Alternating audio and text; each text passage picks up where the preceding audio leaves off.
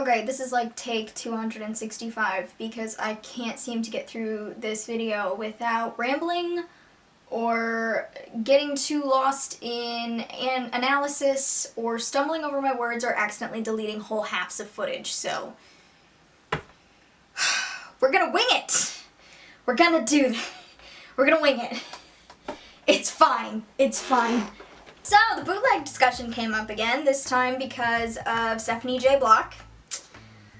I will not disagree and say that people filming with their phones in theater is real goddamn annoying, especially when they're not subtle about it. They do not try to hide it. They completely disregard the announcement beforehand that says, please shut your phones off and don't record things or take pictures. I went to a production of Finding Neverland, and right at the end of Act 2, a woman went and did that. Snapped a photo and put it away. And I'm like, lady, why? But the bootleg conversation isn't necessarily new. It's definitely flared up on Twitter over the course of many, many years. It's probably been around since YouTube was created, because no other video hosting service has ever been as lucrative as YouTube. I think the thing that's changed nowadays is the sides of the argument, because everything nowadays has come under scrutiny. Everything is getting a second look. Everything is being analyzed to death. I am participating in it. The arguments used to be as such. Young, usually poor people say that they want theater to be accessible and they watch and distribute bootlegs because it is not easy to go see a Broadway show. True, it is expensive. The other side, usually an older crowd, more traditionalist crowd, and yes, some young people, say, no, it's illegal, don't do it, it's copyright infringement, and it's rude. Also true. But the argument seems to have shifted now from a discussion about copyright infringement to who is allowed to go see a live performance. The younger people say that theater should be accessible to everybody, you know, regardless of your tax bracket, and, you know, I believe that that's true. I think, you know, art should be something that everyone should have access to, because, you know, it's art. I don't consider it a luxury. I think it's something that everybody should have. The other people, who are usually well-established and, comfortable financially, think that you need to earn the right to have nice things. Theater being one of these things. And to that I say, it's theater, it's not a Lamborghini. So let's talk about ticket prices in general. Hamilton is kind of an anomaly. It's very rare that shows like that get that amount of mainstream hype. The only ones I can think of are probably back during the British imports era, a lot of the 80s. Phantom of the Opera, Les Mis. I remember there was an ad in a Phantom of the Opera program from when it opened that said, if you can't find a ticket, steal one. You know, those were the big blockbusters of the day. But in the 1980s, nobody wanted to go to New York. It was a cesspool. The theaters were boarded up. Anything you put in your car was gonna get stolen, whether it was an empty CD case or an actual CD player. Times Square was filled with strip clubs. Now they're just a couple blocks over. Yeah, New York was not the place to be. But Broadway was still really, really big, and you used to probably be able to get a ticket, at least at the TKTS booth, for about 25 bucks. But that's certainly not the case today. If I'm looking at the TKTS app today, and Hamilton's not even included on these tickets. Okay, so the TKTS booths are currently closed because it's after 8 o'clock, which means all the shows have started, so like they're not selling tickets. They sell them for the day of. These are like the tickets that the theaters failed to sell. But looking on their like basic like demonstration screenshots of their app, these tickets can go from like 40% off to 50% off. So assuming Based on statistics, the average price of a Broadway ticket is $109. That's going to place it anywhere in the 40, 50, 60 range, which is still kind of a large chunk of money to give up at a time, at least for someone like me who earns $10 an hour. And these seats that are getting sold usually are not great seats, so they fluctuate a little bit. So the TKTS booth, you know, that's, you know, where you get your cheap tickets. Hamilton, like I said, is an anomaly. It is a musical that is in the mainstream consciousness, which is not normal, because when I was in middle school, when the big Broadway phase began for me, theater was not in the popular consciousness. And for an example, when I was in 8th grade, I skipped a school dance to go see Idina Menzel's Barefoot at the Symphony concert when it was touring across America. And an obnoxious boy on the bus asked me if I was going to the dance, and I said no, and he asked why, and I said I was going to a concert, and he was like, who's playing? Because he assumed it was like a rock concert, and I said Idina Menzel, and this boy asked the entire bus if they knew who that was. Nobody knew who that was. Fast forward to now, Frozen's come out, Idina Menzel is like a major name in entertainment now. Yeah, musical theater coming into the mainstream is a very new thing, at least in the past few decades. Musical theater, musical movies used to be like the event movies back in the day. With the internet and everything, you're sort of allowed to find each other and create fandoms surrounding these shows, and I think that's how Hamilton really came into the public consciousness. Also because of its, you know, general wokeness and kind of support of the like ideas that are coming into the mainstream now. It's a phenomenon. It's a huge freaking deal, and it's an anomaly. And because the demand is so high, that's why they can charge $1,000 a ticket. Now, people on the other side may argue that you can get Broadway tickets through other means. And for much cheaper prices. There is the TKTS booth, like I mentioned. There's 4 locations in New York City. I cannot name them all, I just know the one in Times Square. There is Student Rush tickets, which are student tickets. You can get it with an ID. I remember my college actually offered tickets through the school. They would buy like a block of seats, and there would be a certain amount available. And there's your lotteries, which have now expanded into touring productions as well, now that Hamilton's started to really tour the country. There's also reseller sites, obviously, same for like concert tickets and things. And if you go to the Broadway Flea Market, which is a big fundraiser that they do every fall, there is a like table that you give them, I think, $10 or $20 or however many times they want to dip into it, and they have a box of envelopes, and all of them have tickets, and some of them are for like lesser known off-Broadway shows, and some of them are for big name shows like Hamilton, and they will just reach into the box and pull out a random thing of tickets and give them to you for like $20 or $10 or however many. Like, I think it's like $10 per dip or something. I've seen one play this way, and it was really interesting because it was probably something I never would have seen otherwise. So go to the Broadway Flea Market. It's really cool. You can get some really cool stuff.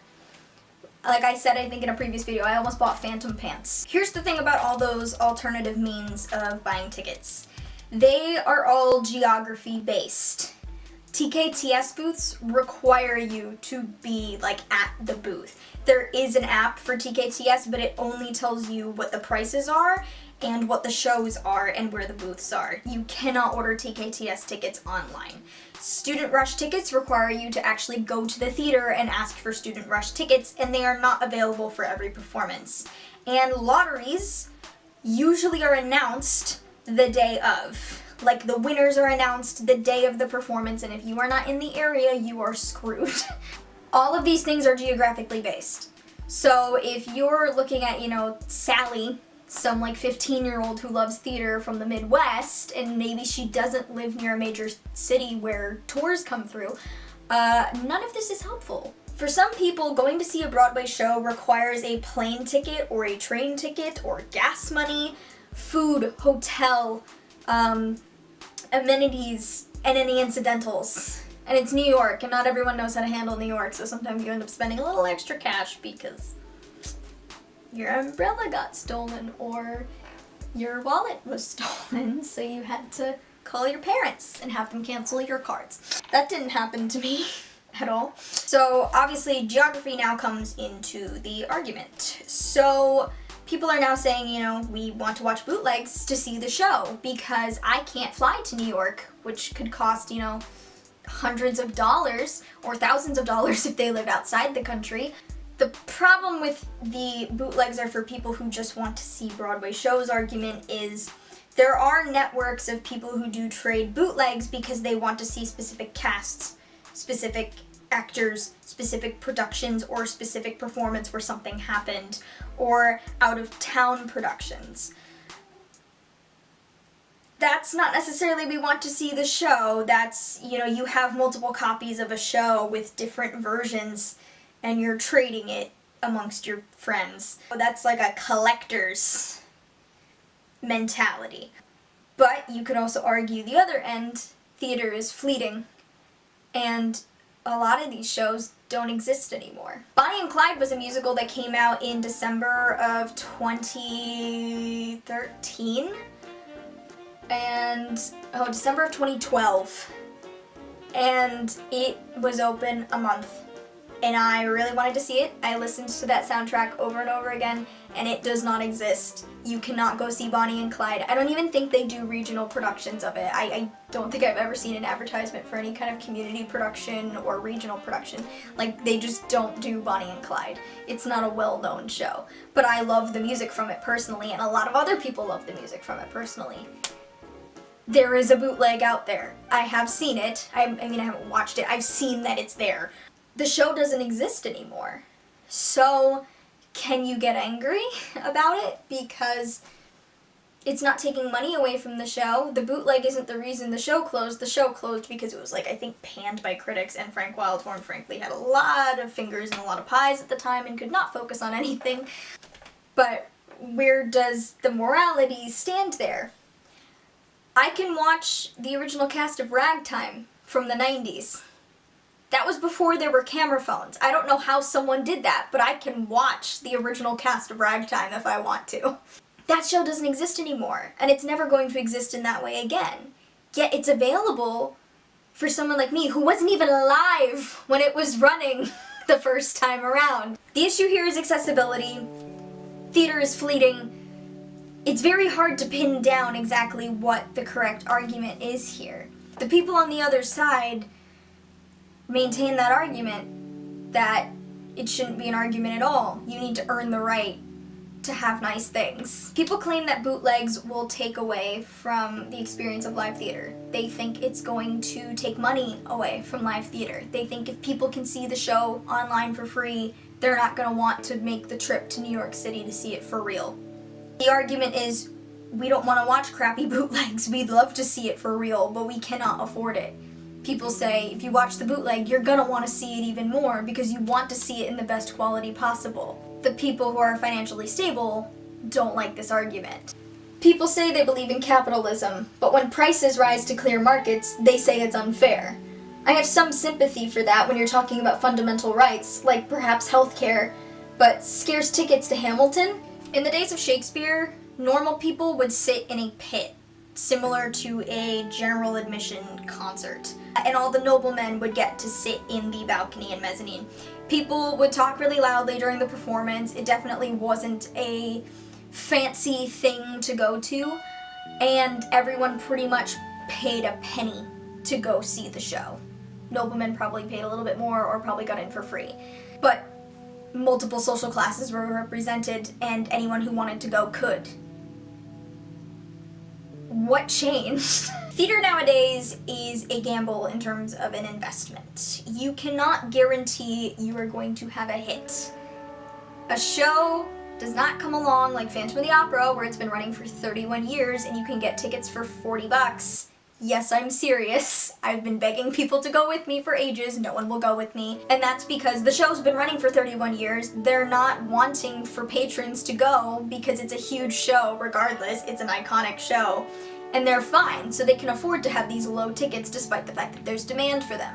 Hamilton's a huge phenomenon that may run for 31 years or it may fizzle out in the next few years.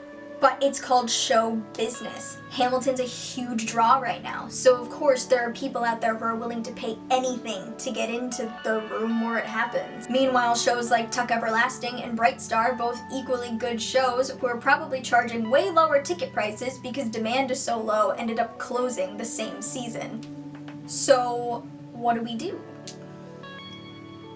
This is my personal opinion, but I say we take a page out of the book of She Loves Me. She Loves Me was a 2016 revival starring Zachary Levi and Laura Benanti, and they did a live-streamed performance in partnership with Broadway HD, which is like the Netflix of Broadway, and people were charged admission to watch this live stream.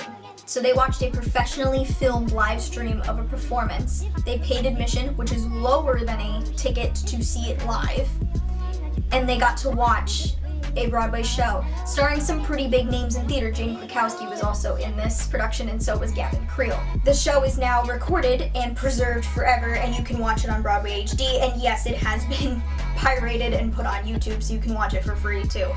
Professionally filming live theater is not a cheap endeavor. A lot of the shows that have been filmed that are on Broadway HD or Netflix are professionally filmed. They are meticulously directed. You know, it's adapting a live stage show for a different kind of art form. One of the arguments in these Twitter threads was that people just subscribe to Broadway HD because you can watch these filmed shows. The argument is it's not every show that's on Broadway, it's just the ones that are marketable. Newsies was recorded posthumously. It had been closed on Broadway for several years. I'm pretty sure the tour had just come to an end. But because the Newsies fandom is so strong and so marketable, they were willing to bring back the original cast and film it out in LA. The same thing happened with Bandstand. That was not a giant smash hit, but the fan base was so dedicated that it got its own theater release. These were marketable musicals. Miss Saigon, Into the Woods, all of these like really big iconic shows. Sweeney Todd got these, you know, really well filmed productions, and they're, you know, out there and in the world forever. Shrek the Musical got a performance. I'm not saying we should professionally film every show. I'm saying you set up a couple of cameras. Nothing fancy, no crane shots, no dollies, nothing. You set up like 1, 2, 3, maybe in the mezzanine, maybe one in the back of the theater. And you attach it to a video switcher, kind of like what they use to film like basketball games. Like you just plug a bunch of cameras into a switcher and you hit a button to switch angles. I did this a million times in high school. If you have a good eye, you can make it look decent. Live stream the show, maybe on Broadway HD or your own website, maybe the show's website, and charge admission to the live stream. Lower than your ticket prices, maybe like $15 to $20. Maybe have a certain amount of slots per live stream. And if you miss out on that live stream, there is another performance the next night. This wouldn't be a one-time thing. This would be nightly. Maybe don't do matinees or something if you really don't want to do it. This is a fairly cheap setup. High schools do this. You can still make money off of it, so it's still going to the show. I mean, it's not expensive to put together. And people from all over the world get to see your show, and more people are exposed to theater, and I'm not even talking about like the live on TV musicals that NBC and Fox is putting out. I'm talking real theater, staged the way it was meant to be staged, even seeing it in its full form, where it's not cutting to close-ups of everybody. You're just seeing it as it is from different angles. It's not an obstructed view seat, and it's the best you can get for now. But it'll spark people's interest in theater, it'll make theater mainstream, and it'll make more people want to go to the theater when and if they can afford to go. It might not be a perfect system, you know, maybe the live streams will fill up quickly, but I mean, it can be like a few thousand, or like, you know, I mean, who knows? It's a live stream. Depending on what your internet can handle, it can be as many people as you want it to. Gatekeeping for art is ridiculous. I can understand your copyright infringement problems, but you shouldn't have to earn the right to see Hamilton. It's just, it's ridiculous.